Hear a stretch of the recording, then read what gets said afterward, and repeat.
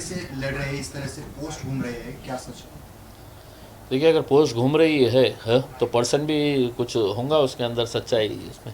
और पोस्ट घुमाने वाले जो है वो मेरे नांदेड़ के अहम ज़िम्मेदार जो है वो लोगों ने ये पोस्ट डाले हैं, क्योंकि उन्हीं की ख्वाहिश है कि नांदेड़ से इस बार लोकसभा का इलेक्शन हमने लड़ना चाहिए करके। नांदेड़ हमारे लिए एक बहुत इम्पॉर्टेंट सेंटर है, वहाँ पे मजलिस को बहुत मकबूलियत मिली थी, बहुत अच्छा लोगों का प्यार मिला था जब महाराष्ट्र में पहली मर्तबा मजलिस आई थी। सबसे ज़्यादा कॉरपोरेटर्स हमारे नांदेड़ में ही हुआ करते थे। उसके बाद विधानसभा के भी इलेक्शन हमने लड़े हैं, और इस बार जब बाई इलेक्शन होने जा रहा है महाराष्ट्र के अंदर इकलौता एक लोकसभा की सीट का नांदेड़ के अंदर, तो वहाँ के लोगों की ख्वाहिश है कि नहीं, हमने इस बार मैदान के अंदर उतरना चाहिए। एक तरीके से अगर देखा जाए तो लोगों के अंदर एक बहुत नाराज़गी है, चिढ़ है कि पूरे महाराष्ट्र के अंदर इकलौता एक मुस्लिम एमपी था। उसको हराने के लिए जिस तरीके से राजनीतिक साजिशें की गई है, पैसे का इस्तेमाल किया गया है, तो अब लोगों के अंदर उस चिढ़ को देखते हुए कहीं ना कहीं ऐसा लग रहा है कि नहीं, इम्तियाज़ जलील ने इलेक्शन लड़ना चाहिए करके, तो हम उतरेंगे मैदान के अंदर, किस्मत आजमाएंगे। दो ही चीज़ हो सकती है, या तो आप हारते हैं या जीतते हैं, देखेंगे। ओवैसी साहब ने आप पर भरोसा रखकर आपके ऊपर ही सौंपा है कि आप कहां से लड़ेंगे, तो आपने वही माहौल क्यों चुना, या वही विधानसभा का गढ़ क्यों चुना? देखिए, लोकसभा की एक ही बाई इलेक्शन की सीट आई है, वहाँ के जो सिटिंग एमपी है उनकी डेथ के बाद ये बाई इलेक्शन होने जा रहा है। अगर कोई और उससे बेहतर अगर होती कॉन्स्टिट्यूंसी तो वहाँ पर विचार करे होते, लेकिन चूंकि इकलौती एक सीट है, और जैसा मैंने आपको बताया है कि मजलिस का और नांदेड़ का एक बहुत पुराना रिश्ता रहा है, हमारा बहुत अच्छा ऑर्गेनाइजेशन सेटअप है वहाँ पर, तो हमने नांदेड़ के अंदर जाने का फ़ैसला किए हैं। आप और जरांगे की मीटिंग हुई थी, वहाँ पर कुछ अहम मुद्दों पे चर्चा हुई, तो कौन से मुद्दे थे, और उसके बाद आपने ये ठान लिया कि हमें वहाँ से लड़ना है? देखिए, मैं जरांगे पाटिल साहब से पहली मर्तबा मिला हूँ ऐसा नहीं है। जब उन्होंने अपना आंदोलन शुरू किया था उस वक्त भी मैं उनके गांव गया था। यहाँ पे जब वो एडमिट थे तो 2 मर्तबा मैं हॉस्पिटल जाके उनसे मुलाकात की थी।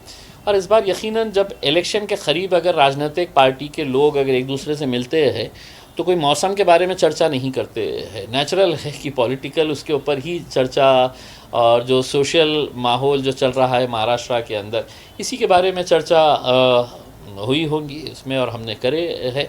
और आकर जो भी हमारी चर्चा हुई है हम बाहर आकर बताया है लोगों को, मीडिया के सामने भी हमने, आपने सवाल किया हमने जवाब दिया, हम क्यों आए थे, कैसे आए थे करके। लेकिन जरांगे ने एक बात की थी कि मुस्लिम और मराठा इकट्ठा आएंगे तो सत्ता परिवर्तन हो सकती है। देखिए, जरांगे पाटिल साहब की एक बात मुझे पसंद आई थी। उन्होंने कभी भी मतलब ये नहीं कहा है कि किसी एक जात के ऊपर, उन्होंने कहा कि हम जात और धर्म के ऊपर उठकर हम सभी लोगों को समाविष्ट करना चाहते हैं जिन जिन लोगों के साथ नाइंसाफ़ी हुई है करके उसमें।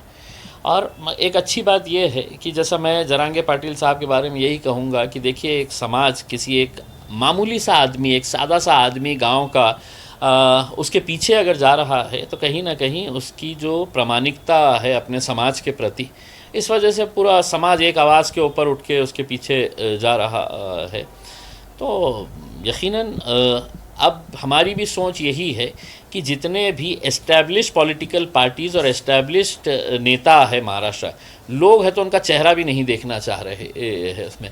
आप खुद देखिएगा, अभी जो हुकूमत के अंदर बैठे थे, लोगों ने वोट किसको दिया था, हुकूमत में वो जाके किसके साथ बैठे हैं, किसके साथ दोस्ती कर लिए, किसके साथ गले मिल लिए है करके।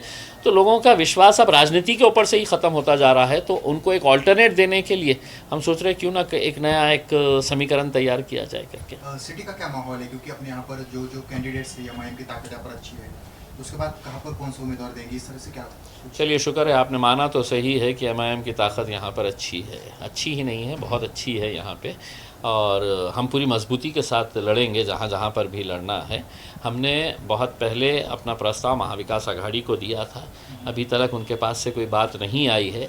अब हमारी कॉन्स्टिट्यूंसी, हमारे कैंडिडेट्स पूरे तैयार है। अब हम इंतज़ार कर रहे हैं, या तो आप साफ़ तरीके से बोल दे हाँ या ना। हाँ बोले तो भी हमारी स्ट्रेटजी तैयार है, ना बोले तो भी हमारी, आप अपनी ताकत दिखाना, फिर हम हमारी ताकत दिखाएंगे। पूर्व मध्य से कुछ नाम सामने आ सकते हैं आपकी तरफ से? हाँ, पूर्व मध्य से आएंगे ना, बहुत सारे लोगों ने फॉर्म भरे हैं। बेहिसाब लोगों ने फॉर्म भरे हैं, उसमें से किसी एक का नंबर लगेगा उसमें। या आप दोनों जगह से लड़ेंगे? हो सकता है, मैं तो क्लियर कहा हूँ ना, अगर मेरे क़ायद बैरिस्टर असदुद्दीन अवैसी साहब ने कहा कि नहीं सिर्फ लोकसभा लड़ो तो लोकसभा लड़ेंगे, उन्होंने कहा नहीं विधानसभा ही लड़ो तो विधानसभा लड़ेंगे, उन्होंने कहा कि दोनों जगह लड़ो तो दोनों जगह लड़ेंगे, और उन्होंने कहा कि नहीं दोनों जगह मत लड़ो, तुम लड़ो ही मत तो नहीं लड़ेंगे।